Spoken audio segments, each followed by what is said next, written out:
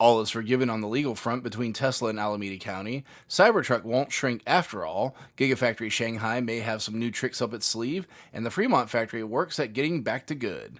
This is Tesla Tidbits episode number 598 for May 27th, 2020. This show is sponsored by my supporter Richard. If you're in the market for a new Tesla, please consider using his referral code. Ask your salesperson to use code Richard174 or go direct to the web link ts.la/Richard174 and pick up a 1,000 mile supercharging credit for your new vehicle. Firstly, as this show is released, I'd be remiss if I didn't acknowledge a few things. Firstly, I hope everyone had a pleasant holiday weekend. Monday was Memorial Day in the United States, and with that, my sincere thanks goes out to all who serve and anyone that has lost a loved one in the line of duty. Their loss will never be forgotten and always appreciated in this household. Secondly, on the day I release this show, SpaceX will attempt to send humans to space from U.S. soil as a U.S. company on a U.S.-built vehicle for the first time in a decade. It is a momentous occasion. Good luck to everybody at SpaceX. Everyone in the U.S. is absolutely rooting for you. With that said, let's get to the Tesla news. As I told you, I'd keep a lookout if Tesla's lawsuit against Alameda County persisted. As I'd hoped, it has not. According to Axios.com, Tesla abandoned the suit last Wednesday. This is absolutely the best course of action for the company. The purpose of the suit was to win the right to reopen, not to punish the county and by extension its residents paying taxes monetarily. Tesla rightly dropped the suit once it accomplished its goal in getting permission to reopen. Now that this ugliness is behind them, they can get back to doing what they do best, manufacturing the world's best vehicles. Next up, we stop at Elon's Twitter feed, where he drops some new knowledge on the Cybertruck. Previously, he'd mused that Cybertruck would shrink about 3% from its original prototype, but apparently the Brain Trust decided otherwise recently, as Elon tweeted, quote, "Reviewed design with Franz last night. Even 3% smaller is too small. We'll be pretty much this size. We'll probably do a smaller, tight world truck at some point," end quote. So 2 items in one there. Firstly, hope you have a massive garage if you want to store Cybertruck indoors. Secondly, for those that want something a bit smaller, it looks like that's becoming more likely. Elon has mentioned the possibility before, but with this tweet, it seems that is almost a certainty. I have put a poll up on Twitter for what it should be named, so go check it out and give it a vote or a comment. I'll check back with the results and update everyone next week.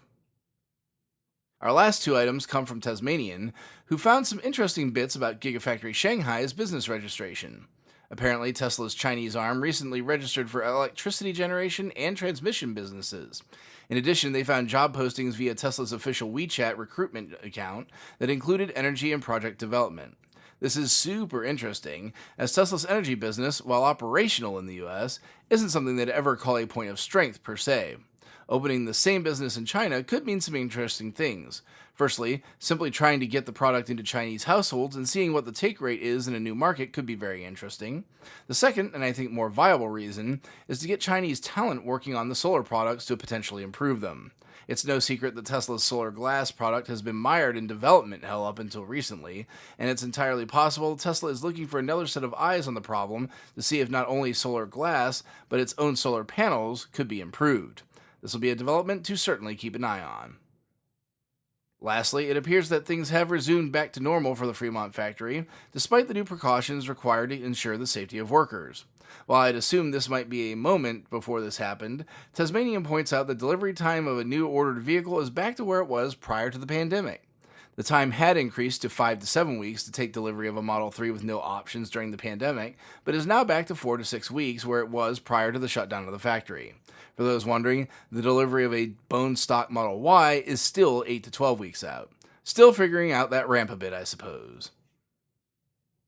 That will do it for today's show. Thanks to all my patrons supporting the show at patreon.com/Tesla Tidbits. And as always, a special shout out to all the super patrons supporting the show at the $10 plus level.